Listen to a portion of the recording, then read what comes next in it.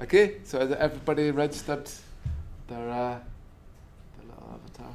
Okay, we've got 29. That's good. Oh! Sorry, I've jumped the question. Sorry about that.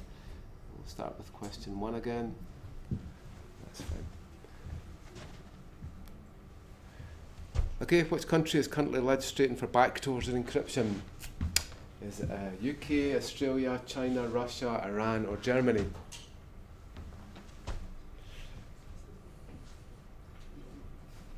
Could be all of them, I suppose, apart from one. Yeah, it's definitely not Germany, that's for sure. They have one of the strictest policies for encryption. I don't think it's China and Russia, and whether things go on there that do this, I have no idea.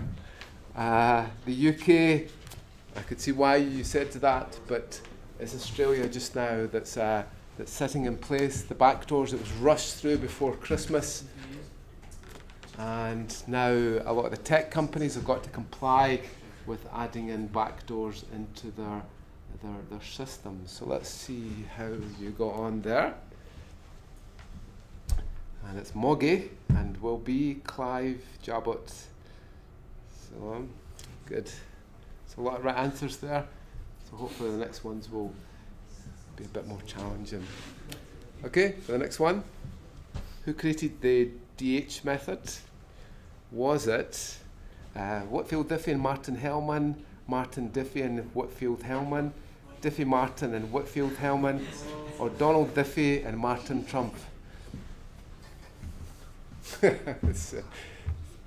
We wouldn't ask this in an exam, of course. We'd never get away with this type of question. Good. Well, somebody thinks it's Diffie Martin and Whitfield Hellman. Okay. Someone else thinks, 3 people thinks it's Martin Diffie and Whitfield Hellman, which I can see where you got for that, but it was Whitfield Diffie and Martin Hellman. Okay, have a look at the paper. It was truly transformative when it was created, and still highly relevant. Okay, so let's see how you got on with that one. Oh, it's ECDH, that's a good name. Bone did quite well there, Jabot doing well, and it's Jabot. Who's Jabot? Who's that? Who's in the lead? Good. And Clive and AIM and Climatator, DPA. That's cool, ECDH. Who's ECDH? No. Secure. I bet you if you win, you'll be telling. So Bone was actually the fastest there, and Moggy did quite well. So we'll see how we got on. So get ready for the next one. Which is a possible prime number that could be used with the Diffie-Hellman method? Look at your phone. 15, 21, 23, 99, or 999.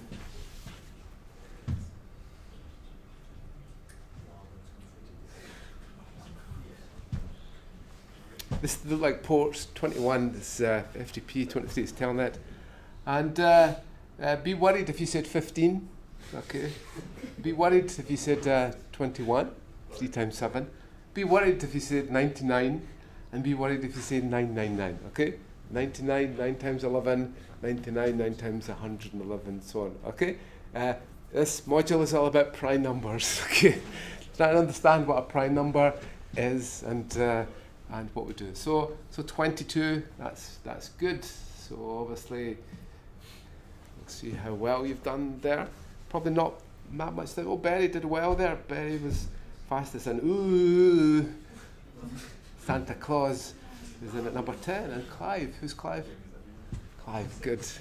Clive, Jabot, Climatator, will be again. AIM, Moggy, ECDH didn't do so well that time. And ooh, who's ooh? Who can't? I bet you I know your password. You put an uppercase, which is good. That's okay. My money's on Santa. It's always on Santa. Okay. That Alice connects to Bob's website and wants to share a key for the tunnel. Which key does she encrypt the shared key with? Bob's private key, Bob's public key, Alice's private key, or Alice's public key? Okay. She sends back the session key. Which key to Bob? Which key will she use to do that? Okay. So the one person that said Bob's private key, then watch. watch when you go into watch. Do you have bitcoins at all? No. You have. No, it wasn't you that said that though. But if you have bitcoins, if you answered Bob's private key, then kind of be worried there. So it will be Bob's public key that she'll use to be able to send the key back. Definitely not Bob's private key. If she used Alice's private key, she would have to use Alice's public key at the other end, which could happen, but it's going to be quite inefficient. She's got to send through her key and so on. And if she was to use her own public key, what would be the problem there? What? Yeah, but when it went back, what would she have to provide? Her private key. And that's definitely a no-no. Okay. No. If anybody asks you for your private key, it says no. It's not going to happen. Okay, so that we got 15 right there. Was pretty good. Pretty good. Well done. Obviously, we're listening. Half of you were listening. Big bird. Okay, well, oohs went up a wee bit.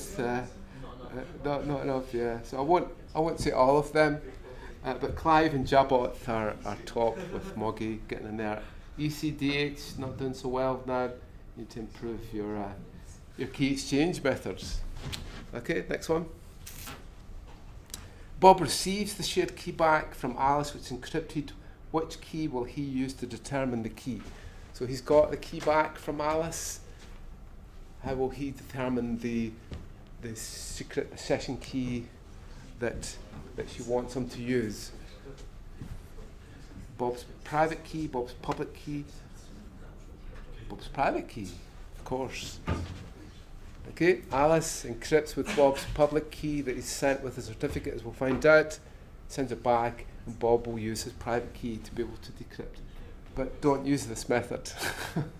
But it's still in a lot of systems, and it's still there, but try and kick it off your network as soon as you can. Okay, so Moggy did well there, Jabot did well, Berry, and okay. Luckily, some other didn't do so well there, but Jabot, Clive, and is doing well. Yeah, you're slowly going up, and Berry, and Aim, and so on.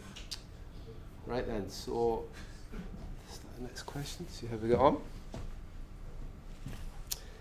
In the key distribution model, what does a Bob and Alice have?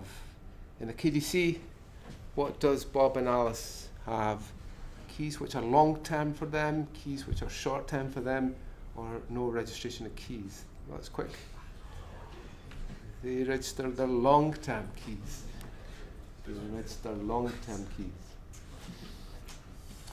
That wasn't well written, that one. But half of you got right. Jabot got that one right, the fastest there. And it's not that much movement.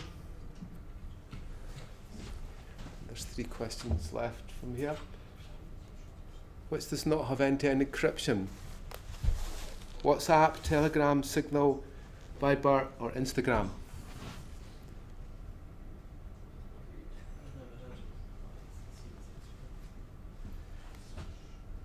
Oh, yeah. But Telegram definitely has end-to-end encryption in it. A lot of businesses that we deal with don't use WhatsApp. They don't use WhatsApp, and it's always a Telegram address or a chat group. Do you know the method that GCHQ have announced? How they backdoor? Just join the chat. It's simple. So we could do all the maths and stuff like that. We just join, and as long as they don't receive a request back to say that we've just joined, then we're just part of the conversation. So it's, you might think you're using end-to-end encryption, but I just what I flew to where did I fly to yesterday? I can't even remember. I flew to Amsterdam and then I flew to Zurich. Very nice. So the weather was very similar than it is here, and there was snow in the mountains. Beautiful. Luckily, I was picked up by an ex-student, so that's the advantage of being a professor. You go anywhere in the world, and there's always a student who will either shout abuse at you or he will give you a lift. So I was lucky. I went to Crypto Valley, which is a place in Switzerland that's really looking at all this blockchain, cryptocurrency stuff, and really sort of moving on. And I got on my phone, I don't know if you use it, the KLM app, that you can join a WhatsApp group and you can let all your family be part of it. Just thought it was quite a novel thing to have, that you could be, just for that one journey, you have a WhatsApp group and people can see where you are and so on. But it just shows you, I don't think you need end-to-end encryption for that, by the way, but it's a useful application. So there we go. So let's see how we got on there.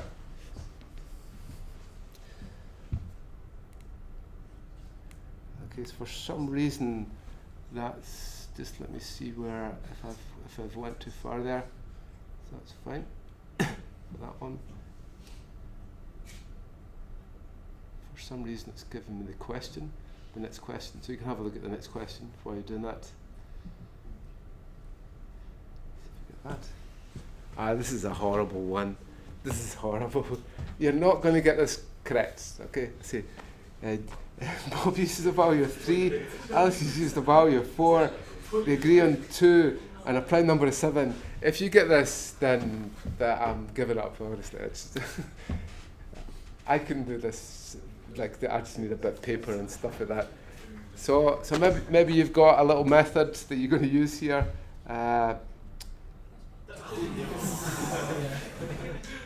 So who got that right? You take a guess? 3 or 4, right? 3 or 4? 3 or 4? Yeah. Did you just hear what he said? Mod 7, so it's got to be less than 7. Why have you only got a 50-50? Why have you got a 50-50 chance of getting this right? Because it's one of the answer. It's a 1 in 5. Why have you got a 50-50 chance? Why did you all? Well, most was it? It's got to be less than the 7. It's got to be less than 7. So this is between 0 and 6 because of this mod of the prime number. So the clue is there. So all these ones aren't possible. You cannot get a value that's the prime or above because you're taking the mod of the prime number. Doesn't exist. So we had a 50-50 chance. So I feel sorry for that one person who said 3. Good for you. Who said 3? Who said 3? He said 3. No, you're not going to give it away. Okay, this is going to be interesting, I think. So we'll show the winner now, and probably a well-deserved winner, getting this last one right, using a bit of grey matter to do it. So try to get into this way of thinking simply, not to over-complex things, and try to see if you can see simplicity from the complexity of something like that. So we'll have a look, see who the winner was. Oh, will be. It's you, is it? Yeah, I'm not Yeah. Oh, that's disappointing. So the winner, again, is Jabot. Jabot, yeah, well done. And Clive, Moggy, Terminator. Who's Moggy? Oh, good, yeah. The cat. You're the cat? No. Yeah. Oh, okay. Okay, so that was an outline of key exchange. Hopefully you've learned a little bit from that. We'll do the lab today and we'll try to investigate some of the methods that are involved.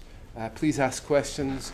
I'll give you a study guide when you're ready to study and the kind of things that you need to be looking at. Okay, so thanks very much, and I'll see you in the lab at 3 o'clock.